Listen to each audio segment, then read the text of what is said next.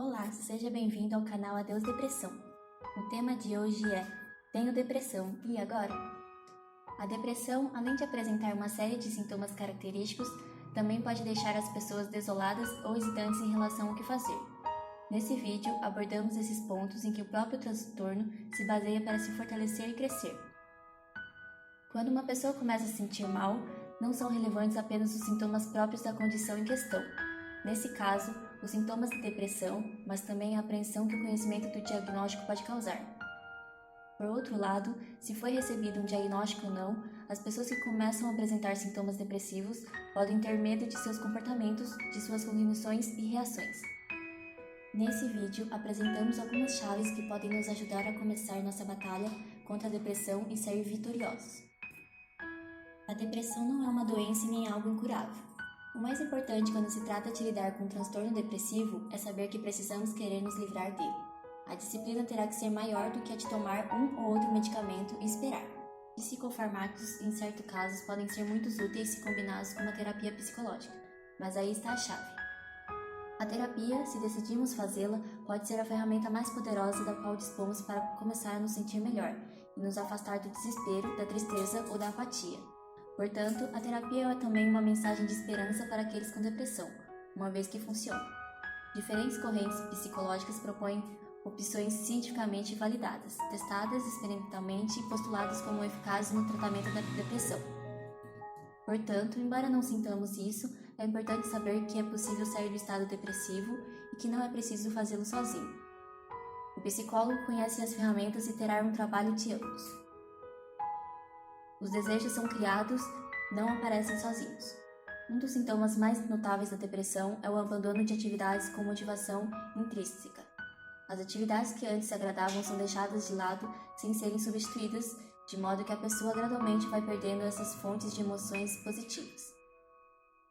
A ausência de motivação ou desejo é um fator importante. Anestesia a iniciativa e põe à prova a vontade.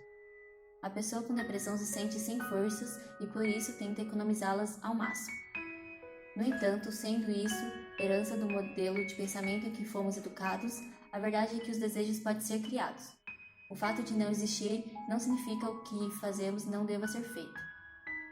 Se uma pessoa perdeu o desejo de passear com o cachorro todas as manhãs, é importante ter em mente que determinadas atividades podem continuar sendo realizadas sem desejo, precisamente para criar o desejo. Certamente, depois daquela caminhada, nos sentiremos melhor, com o humor que arrastaremos para a atividade seguinte, a qual teremos menos dificuldade de realizar.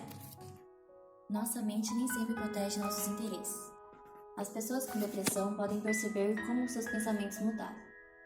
Estes podem ser mais negativos, mais desesperados ou mais tristes.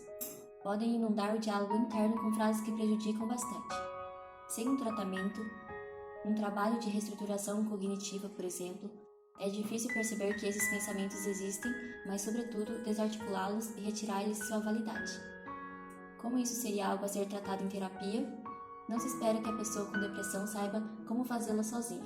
Na realidade, não precisa.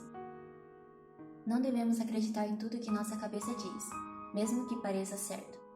Ideias como ninguém se importa comigo, não sirvo para nada e não posso continuar, são pensamentos irracionais que minam nosso autoconceito. Como muitas vezes não podemos evitá-los, é fundamental contar com estratégias que nos permitam ignorá-los. Nesse sentido, as estratégias distrativas guiadas pela atividade funcionam muito bem. Ajude sem saber como ajudar. Um dos fatores mais importantes para o tratamento da depressão é ter um círculo social denso, repleto de apoio. O lado negativo é que a própria depressão geralmente desgasta esse círculo de apoio, de modo que este reduz sua área à medida que mergulham cada vez mais fundo no abismo mental. Em muitas ocasiões, as pessoas procuram ajudar. Eles tentam e não veem correspondência por parte do outro, então acabam abandonando. Eles não gostam mais da companhia, sentem-se impotentes ao não saber como ajudar e acabam se afastando.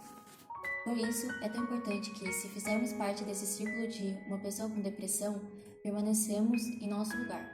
A intervenção, assim como a avaliação, devem ser dirigidas por um profissional. A terapia psicológica como opção inicial e principal. Às vezes dá preguiça, algumas vezes dá medo, às vezes falta vontade ou fé na psicologia. De uma maneira ou de outra, a depressão forma um estado anímico e persistente no qual é possível sair.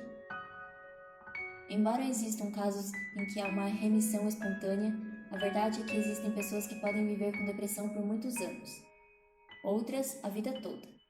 Isso não significa que essa depressão não possa ser trabalhada, mas que talvez nunca tenha sido confrontada com uma intervenção direcionada, adaptada e especializada. Embora sejam exemplos muito diferentes, não podemos esperar curar uma leucemia sem ir ao médico. Podemos esperar para ir ao dermatologista ao notarmos uma mancha na pele, mas, neste caso, o tempo que perdemos estará contra nós. O mesmo vale para os transtornos psicológicos. Portanto, embora pensemos que não estamos tão mal a ponto de fazer terapia, que não vale a pena ou que não será útil, é melhor prevenir do que remediar e trabalhar a tempo para que a depressão não se torne uma bola de neve. Se os recursos pessoais permitirem, a terapia pode ser o primeiro passo para superar a depressão e iniciar um trabalho bem orientado por pessoas especializadas para ajudar nesses casos.